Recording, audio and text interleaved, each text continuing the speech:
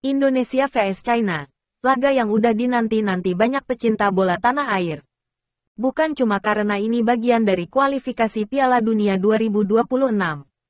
Tapi juga karena ada cerita panjang di balik duel ini. Sejarah, gengsi, sampai masa depan skuad Garuda dan sepak bola Asia Tenggara secara keseluruhan. Kalau lo lihat data head to head, Indonesia emang punya rekor minor lawan China. Terakhir kali menang tuh udah lama banget. Dan dari 15 kali pertemuan, cuma bisa menang 2 kali, sisanya kalah atau imbang. Tapi itu cerita lama bro. Sekarang kita punya generasi baru yang bikin semangat baru. Kita punya Shin Tae-yong, pelatih asal Korea Selatan yang ngebentuk skuad muda. Lincah, dan gak gampang goyah. Ditambah lagi naturalisasi yang makin merata. Lo bisa lihat performa kayak Justin Hubner, Rafael Struijk, sampai Ivar Jenner yang udah mulai adaptasi dengan ritme sepak bola Asia. Dan jangan lupakan Marcelino Ferdinand, wonderkid yang disebut-sebut jadi salah satu playmaker masa depan Asia Tenggara. Sedangkan China datang dengan ekspektasi tinggi. Mereka emang punya sejarah panjang di Asia. Tapi belakangan ini mereka lebih sering angin-anginan. Beberapa kali ganti pelatih. Bahkan fans mereka sendiri suka kritik federasi. Tapi justru itu yang bahaya bro. Karena di laga penting kayak gini mereka bisa aja tampil gila. Apalagi kalau kita main di kandang mereka. Atmosfer stadion bisa jadi tekanan mental yang besar buat pemain-pemain kita. Tapi ya jangan salah. Mental anak-anak Garuda sekarang udah jauh lebih kuat. Main di Piala Asia kemarin juga nunjukin kalau mereka nggak takut lawan tim-tim besar. Dan soal kualitas. Sebenarnya secara statistik kita udah mulai nyamain China. Dulu kita kalah jauh di soal penguasaan bola, akurasi umpan, dan kedalaman skuad.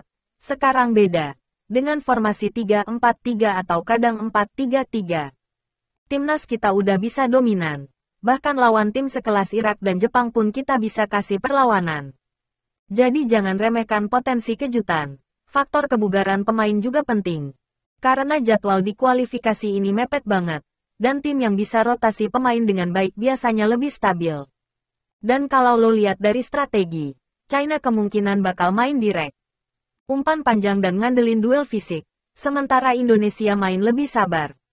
Bangun serangan dari bawah, makanya peran Asnawi dan Pratama Arhan jadi krusial. Mereka bakal jadi motor dari sisi sayap, yang menarik lagi. Ada potensi duel pemain muda yang sama-sama haus pembuktian. Kayak Manning dari China yang jadi rising star mereka di lini depan. Dan di sisi kita, Ramadan Sananta bisa jadi kuda hitam yang mencetak gol dari peluang sekecil apapun. Nah kalau bicara soal atmosfer pertandingan, kayaknya laga ini bakal disiarkan di jam prime time. Karena antusiasmenya gede banget, bahkan di medsos pun trending terus. Lo bisa lihat sendiri hype-nya, orang-orang udah mulai debat skor akhir. Susunan pemain. Sampai siapa yang bakal ngegolin. Ini nunjukin betapa pentingnya laga ini buat dua negara. Bukan cuma soal 3 poin, tapi soal harga diri. Dan jangan lupakan juga faktor keberuntungan. Kadang penalti, kartu merah, atau VAR bisa ubah arah pertandingan. Makanya pelatih dan pemain harus benar-benar fokus. Dan buat kita penonton, dukungan dari rumah juga penting. Trendingin tagar, bikin semangat.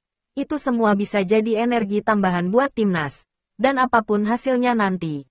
Yang pasti laga ini bakal jadi bagian dari perjalanan panjang menuju mimpi besar. Lolos ke Piala Dunia. Dan bukan cuma mimpi. Tapi target realistis kalau semua elemen bersatu.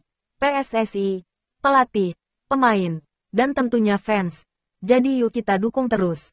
Karena cerita ini baru dimulai. Dan semoga Indonesia bisa jadi kejutan terbesar di Asia tahun ini. Gas terus Garuda!